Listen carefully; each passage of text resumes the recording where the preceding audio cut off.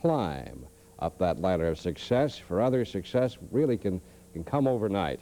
Currently, there's a new musical rock group known as DAKOTA trying to climb that proverbial ladder. They have a new single out on Columbia Records. Their album debut is expected within a few weeks.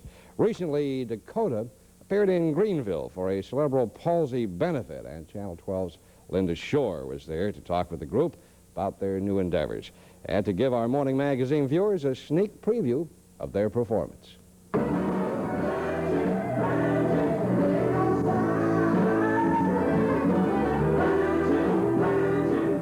They're known as DAKOTA, and they're one of Columbia Records' newest recording stars. During a benefit concert at Greenville's famed night spot, the ATTIC, we caught up with the up-and-coming stars to find out what it's really like to be a rock group and travel from city to city, performing night after night, promoting records. Actually, two of the members are longtime troopers from a group of the early 70s known as the Boys.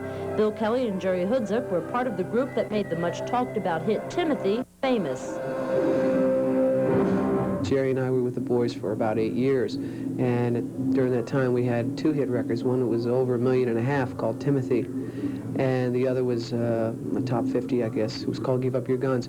Both were written by Rupert Holmes, who has the Pina Colada song. He's a good friend of ours from way back when none of us were doing anything that was worth anything. What happened to that first group? Boys, well, I guess a combination of Jerry and I still wanting to keep staying in the record business, and they just tired of it and tired of the frustration that's involved in it, and just gave up on it, and we never did. So we left just about 3 years ago, 2.5 years ago actually, and as soon as we left, we ran into Danny Serafin, who's the drummer for the band Chicago. We ran into him and David Hawk Walensky, who plays keyboards for Rufus, and they were getting into production, and they really loved our music. So we struck up a deal with them, and they got us a contract with ATTIC. And with that, they produced an album called the Jerry Kelly Band, but it didn't quite move on the charts, and ATTIC says Bill didn't really help them much in the way of promoting their new album. So they switched to Columbia Records and auditioned numerous people to find the right blend of sound to put DAKOTA together. Out of those auditions came bass guitarist Billy McHale, drummer Tony Romano, Jeff Mitchell on keyboards, and Lou Casa on keyboards and guitar. Bill and Jerry are both lead vocalists and guitarists for the energetic group.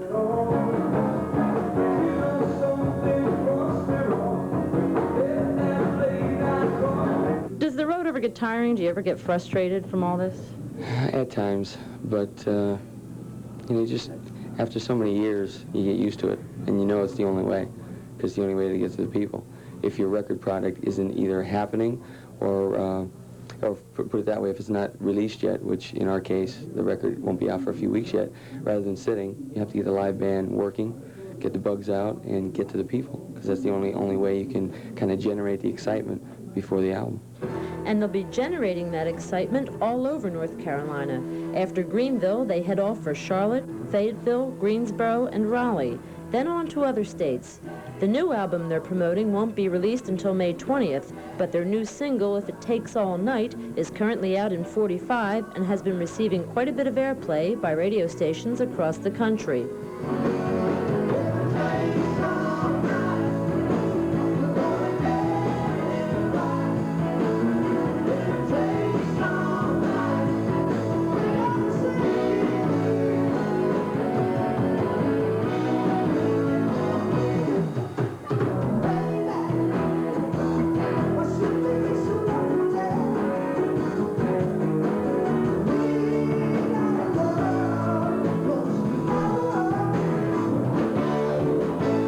Take to put this album in particular together? We finished the album in 27 days.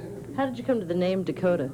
Well, first when we broke away from the band The Boys and met up with Danny and Hawk, signed with ATTIC, we were called, as Kelly told you, Jerry Kelly. And Columbia, when we switched over to Columbia, Columbia said, hey guys, they heard the demo tapes of the new album, and they said, look guys, you got a rock and roll album here. Jerry Kelly sounds too light. They needed a stronger name. And they just couldn't really come up with any kind of names. And John Robinson, the drummer for the band Rufus, who played drums on the album, by the way, he thought of the name Dakota, and the company loved it, the producers loved it.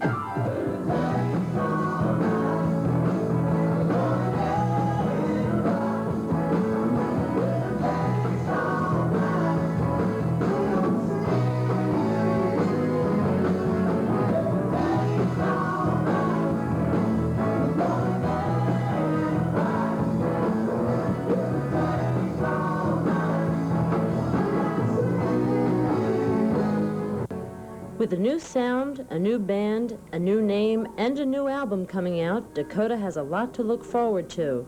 But being pros in this business, both Bill and Jerry know making it to the top is a long, hard climb. And until then, we'll just keep playing the cities and keep getting to as many people as we can, because after as many years as we've been on the road, we know that when things aren't really clicking and things aren't, the timing isn't right, it's either sit or do it yourself, and we like to do it ourselves. Linda Shore with Columbia recording artist Dakota for Morning Magazine.